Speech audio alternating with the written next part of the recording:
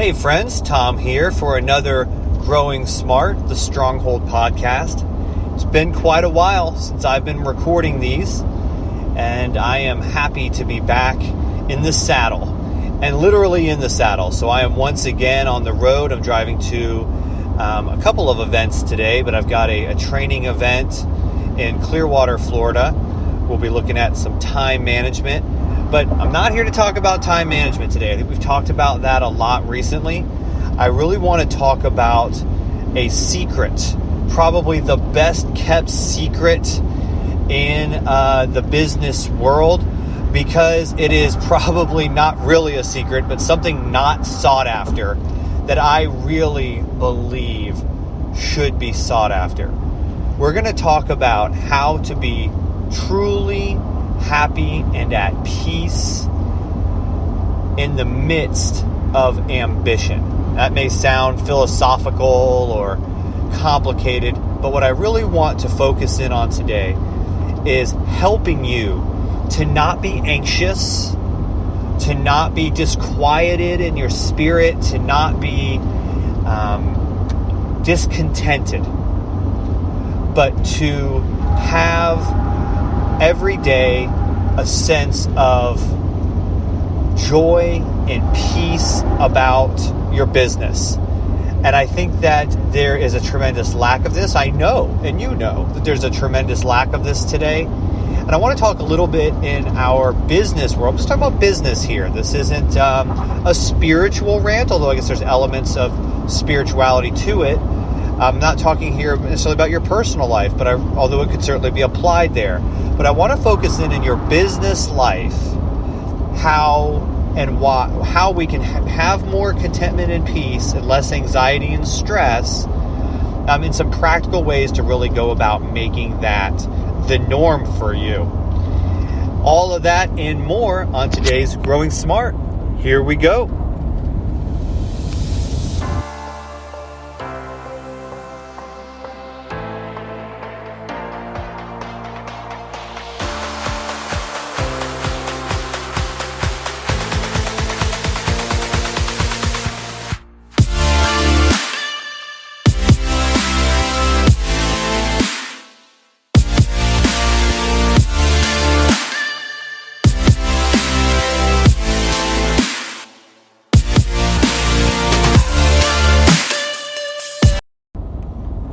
So I remember it was probably about, 10 years ago now, where I was at what I would call the height of my ambition. So about 10 years ago, actually, you know what? I got that timeline wrong. I have to go back a little bit further. It's probably about 12 or even maybe 13, 14 years ago, about 12 years ago. I was really at what I would call the height of my ambition. And here's what I mean by that. For the first time in my life, I really at least thought I knew what I wanted. I was incredibly focused on achieving and amassing wealth. And again, I don't think I was doing that from a purely greedy standpoint. Like I just wanted money, money, money. It wasn't really about that. I really wanted the freedom money brought me. I wanted the enjoyment money brought me. I had a real clear business plan. I knew that I wanted to own real estate as an investment. I knew I wanted to be a self-made property manager.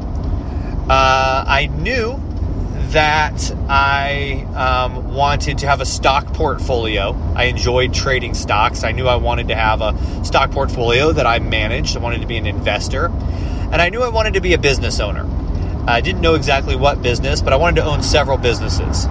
I had read the book Rich Dad, Poor Dad, and realized that I was following the poor dad's advice, not the rich dad's advice, and that's really what I wanted. And I had skill sets that could make that possible. I had been a successful property manager for others. I knew something about trading stocks. I had done some day trading back in the day. And I had a management degree and knew that managing and running businesses was something that I enjoyed doing. I had that entrepreneurial bug. So everything just seemed to be right. And I was ready to go cash in and make it happen. I was working very hard. Fitness was very important to me. And so I was working out very hard every day, eating right, had a good job, was in pharmaceutical sales, was selling hard, making some money, some of the best money I had ever made. I got involved in some sales training and was really enjoying learning my craft better. Had really sort of mastered time management in my life, had my days managed down, time blocked down to 15-minute increments, and really kind of had it all together. I think outsiders looking in would have said that I was disciplined, that I was focused, that I was ambitious. And that's about where I was. So what happened? Well, first, let me tell you what the fruits of all of that was. Even though I was working hard, and I wasn't being entirely unwise, I think I was being pretty wise. I had some wise folks around me. And even though I was working very, very hard, I would not say I was happy. I was very, very ambitious. I did enjoy the money I was making. I did enjoy the fitness and things like that and the results from it. But to be honest, at least in my case, I yearned for more. And as I got more, it didn't necessarily satisfy. But I had a very clear vision. I could see myself on a boat. Could see myself in a 4,000 square foot house. I could see myself not having to work every day, being driven around. I could see myself partying more and being more loved by others. And I had these things. And the truth is when those things happen, in some measure, they brought me some joy. When I would have a successful sale and cash a big check, I liked it. Felt good. When I saw abs starting to poke through after working out, I felt good. As I saw other people that weren't as capable as me, and I was, in a sense, winning the race against them, at least the race in my own mind, it felt good. But even though it felt good, it did not satisfy. It did not satisfy. And most people I met who had more than me seemed even less satisfied than me, though I knew a few people who were satisfied. So my point is this. I had this nagging sense in the back of my mind that no matter how successful I was, I would always want more. But then I also had this hope in the back of my mind that I would be more content the more I got. And that even though I would always want more, I would only be increasing my capacity for enjoyment, that I could enjoy more and more the things I did have. And that's not entirely wrong, but at the time, I was, let's just say, 70% satisfied. There was probably about a 30% dissatisfaction at all times. And at times that would drop to maybe 40% satisfied. And a lot of it was emotional. So if I had a good workout and had a good sales week and was hitting my goals, then my satisfaction was higher, towards that 70-75%. But again, I was still stressing the fact that I hadn't arrived yet to my next tier, if you will. The bigger house, the better car, etc. And I know that because I would go take on debt, even if necessary, to get those things. I would go and buy a nicer car, but I would take on debt to get there or whatever, because I couldn't wait to get there. It wasn't enough to just work. So to kind of really shorten up this story, there was always a lack of enjoyment. And then on bad weeks when I missed the gym or, I didn't see any improvements, I didn't have a lot of sales, I wasn't meeting my goals, I was absolutely miserable. And that's the thing I want you to key in on here. When I was achieving my goals, I had some level of satisfaction. And when I wasn't achieving my goals, I was miserable. So let's go back to the some level of satisfaction. It was still not enough. And it never really got there. So a couple of years in on this plan consistently, Actually, what I found was that earlier on, I was more satisfied because the gains were quicker. But as I kind of plateaued more and more, I got more and more miserable. So I needed bigger gains faster. So my point is, on that scale, if you were to draw this as a scale of satisfaction through achievement, it didn't actually go up, but it was a law of diminishing returns. The longer I was focusing on achievement as a means of satisfaction, things didn't come faster and bigger, and so my satisfaction actually went down because it takes longer to achieve bigger things. Does that make sense? Like if you go from, say, I went from making, say, $45,000 a year to $60,000 a year, and from $60,000 to $85,000, and then from 85 to breaking six figures for the first time, and then from six figures to 105, and then 115, and then 120. And my satisfaction during that time was going down and down and down. It wasn't as good as the satisfaction of going from 45 to 80, which is a bigger life change. And to go from, say, 150 to 250, while that could have happened overnight, I almost needed something like that to happen overnight, because going from 115 to 120, though I was making goals, making progress, made me more miserable. So hopefully you see the scale. And you may be listening to that going, yep, that's me. Or you may be listening to that saying, man, what I wouldn't give for $115,000. Or you may be listening to that and saying, I'm optimistic I could make $350,000 a year, and I don't know what you're talking about. Or maybe you're listening to this saying, those achievement and wealth and satisfaction and health goals and meeting goals doesn't satisfy me. That's not important to me. I don't need to listen to this anymore. But I'm going to encourage, no matter which of those people is you, that you keep listening, okay? And this is why. Because I have found that most people are actually falling into one of two categories. Now, I've been doing training, goal setting, coaching for a long time with my clients. And I have found that most people fall into one of two categories. The first category is, and I don't say this to be harsh, but I'm just going to put this to make it clear. We're going to call this the loser category, okay? What is the loser? And this is not my term. I'm not saying you're a loser. I'm saying maybe society would say, or maybe we would call ourselves losers. This is the person who has done goal setting, has set plans in the past and not achieved them. Maybe they have for short periods of time, and maybe in some areas they've achieved. But most of all, if you were to say, go and dust off your old goals from 5-10 years ago, did you achieve them? They'd say, no, not really. And if you said, do you have any goals for the next 5 to 10 years? Maybe they got some things they want to achieve, but they haven't achieved them yet. They're not on the steady and upward climb, okay? They are losers in the society's mind. They've never achieved the 12% body fat goal they've always coveted. They are not regularly building muscle. They are not putting more and more money away and improving their life and buying bigger, better things they've always wanted. They are behind their own curve or behind society's curve, the loser category, okay? And then we've got the next category, which is the winner category. This is the person who isn't like the loser. They get up every day and they achieve their fitness goals. They're proud of their 5Ks they're always running.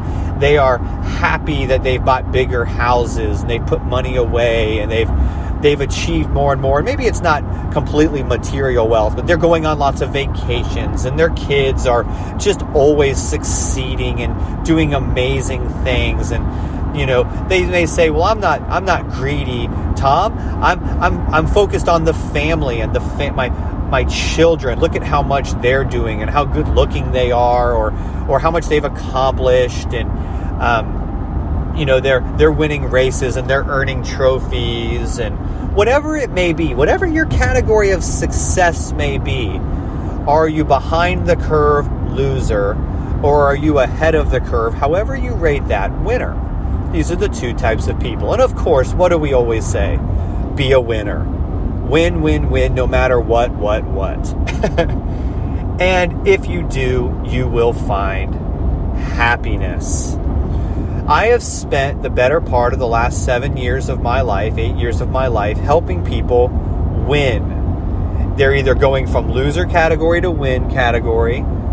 They're either going from win category to bigger win category. And pretty much I've spent the majority of the last 8 years doing this by helping people to overcome the number one obstacle in their way. Self. Helping them to overcome self. And by overcoming self, I don't mean to deny themselves. I mean to appease themselves by overcoming laziness or lack of strategy or time management or the things of the flesh that so easily hold us back. I've trained people to have new appetites, to be more disciplined, to be more focused, to be more hungry, to be more motivated. And if you're still staying with me here, I know this has gone on now for a little while, it has all come to this. I have discovered one great truth. It's meaningless. It's meaningless. Meaning those who are in the loser category and those who are in the winner category typically are pretty much the same. What I have found is that the ones who lose, so to speak, they're not having to work as hard and they don't get as much, but they're not pushing themselves as hard. And those who achieve are having to fight really hard and sacrifice, and they get more, but they're not necessarily more satisfied. Now, they may be, again, potentially more satisfied than the loser category. But in the end, they can't take it with them when they die, and these things continue to satisfy less and less and less. It's very rare that I meet somebody who has even achieved that pinnacle of success that is any more satisfied than the person who has some moderate success. Let me say that again. It's very rare I meet the person who has achieved a pinnacle of success that is any more satisfied than the person who's achieved moderate success. I'll give you a perfect example here. Let's look at Jeff Bezos. And I don't say this to slander him, but he's the richest man in the world. He's recently been divorced from his wife, and I don't mean to make any character judgments or moral judgment on him, but he was not able to maintain a satisfaction in his marriage in spite of being the richest person in the world. So no amount of money could make that work. And let's look at someone else. Let's look at Bill Gates. No longer the richest man in the world. As a matter of fact, has given much of his money away. Why? Well, the money didn't satisfy him. And I'm sure he's hoping that by giving it away, he would achieve something better, and that would, if not satisfy him, would satisfy others. You see, riches are a vain glory. The writer of Ecclesiastes, the famous, most wise man in the world many thousands of years ago, Solomon, said this. He said, all of this is a chasing after the wind. It is meaningless. Now, does that mean we don't wake up every day and go and chase after ambition? No, of course we can be ambitious, and we should expect to enjoy, as the writer of Ecclesiastes, as Solomon said, we should expect to enjoy the fruits of our labor. It is good to go work the ground, produce fruit, and enjoy them. There is some satisfaction in that. There is. But selfish ambition, vanity, an enlarging of our appetites more and more and more, actually, instead of satisfying us, begins to, in reverse, consume us. It is a gangrene. There is a certain amount of ambition which satisfies, but there is another level of ambition which actually corrodes. And I hope you understand this. To quote the famous rapper Puff Daddy, mo money, mo problems. Right? We understand, or was that Biggie Smalls? I can't remember. My 90s hip-hop memory is fading me. But my point is this some big, like, sell all that you have, money is meaningless, don't be ambitious speech. It is not. It is not. But I have to say that as we enlarge our appetites, which the world tells us to do, our satisfactions are likely to decrease. As we enlarge our appetites, our satisfactions decrease. So what do we need to do? Here is the great secret of contentment. To actually limit our appetites. To limit our appetites. To lower, not expectations. You can have very high expectations. But to lower our need to succeed. Let me give you an example. You can work harder than anyone else on the face of the planet. You can strive and work and invest harder than anyone. I would encourage you to. There's nothing wrong with that. The challenge becomes when our appetites become the source of our working. If you just desire and hunger for more and more and more and more, and that is the reason, the source of your striving, you are going to never be motivated. It's going to actually get harder and harder. But if you just work really, really, really, really hard, and your expectation, your ambition, your need for the filling of your appetites decreases, then you're going to overflow. Basically, it comes down to this. If you are trying to find contentment in the world and what the world can give you, therefore you enlarge your appetites, thinking the more the world gives me, the more happy I'll be, you are going to be sorely disappointed. Whether that's in riches, whether that's in fame, whether that's even in relationships with other people. But if you can find contentment in what the world has given you, if you can be content whether you have a lot or whether you have a little, then that is very powerful, because then no matter how hard you work or no matter what you receive, you will be satisfied. Contentment is the foundation where we have to launch all initiatives. Contentment, starting off saying, no matter what occurs, no matter what I receive from this, I will be content. And then what you have to do is make sure that your pursuit is not purely on the basis of what you can get. Sure, the farmer goes out and plants the field, knowing that he's hoping to eat. That is what the farmer is attempting to do. That makes sense. We understand that. But at the same time, even though that is the purpose, if it is just to fill the farmer's barns with as much as possible or sell the overflow of the laborers so they can buy bigger and bigger homes, it's not going to satisfy. If the farmer would have gone out to plant and say, if I have enough to eat, I am satisfied, and anything beyond that is just a blessing to me, but I will be content whether I have much or enough, then the farmer will always be content. And even better, no matter how much more the farmer receives, it will not corrupt him. That's the big lesson. Okay, so we get that. So how do we practically go about doing that? We practically go about doing that by waking up every day, and instead of focusing on everything we want, that comes later. We don't actually focus on wanting more. We focus on being content with what we have. We look around us and we say, as long as I have food and clothing, I am content. And no matter what else I get is in abundance. And what will happen from that is you'll actually find other people who don't have enough. They don't have the food and clothing, and you'll give it to them.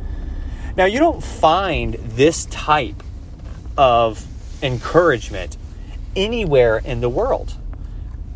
Very rarely do you find this type of encouragement. And the fact of the matter is that's because it's really rooted in a biblical worldview.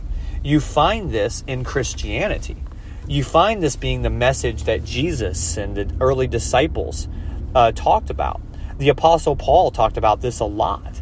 He said that he has learned, whether he has much or little, to be content. But he had a reason for that. His contentment was actually not rooted in the world's goods. His contentment was rooted in Christ.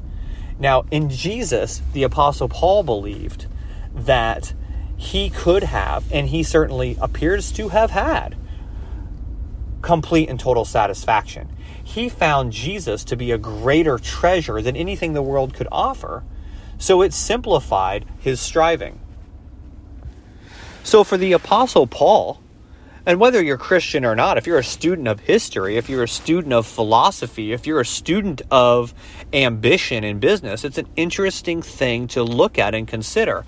This man who worked extremely hard and endured great trials and persecutions was content no matter his success and failure. Listen, you don't have to be a Christian to learn from this.